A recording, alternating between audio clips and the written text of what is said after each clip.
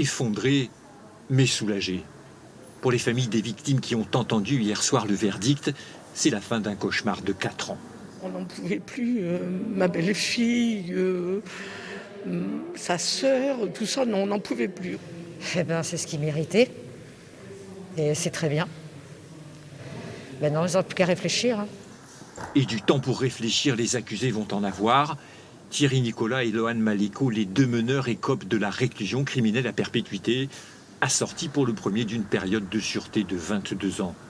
Face à l'horreur des faits, son avocat a eu du mal à convaincre les jurés. On savait que c'était une éventualité forte d'avoir un tel verdict dans la mesure où les faits qui étaient reprochés à M. Nicolas étaient particulièrement graves. Loïc Carabellos, lui, est condamné à 20 ans de réclusion criminelle. Le tribunal a pris en compte son handicap intellectuel.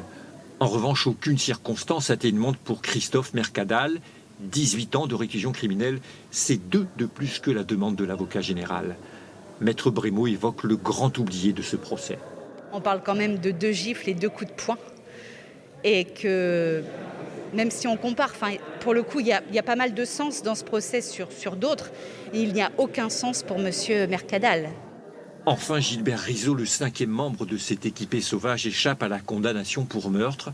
C'est lui qui avait dénoncé les faits à la police. Il est condamné à 2 ans de prison, une juste peine pour son avocat.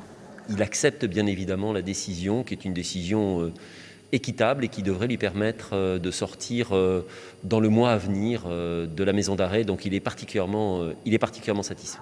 À la sortie du tribunal hier, les avocats de Christophe Mercadal ont exprimé devant les médias leur souhait de faire appel. D'autres y réfléchissent. Ils ont 10 jours pour se prononcer.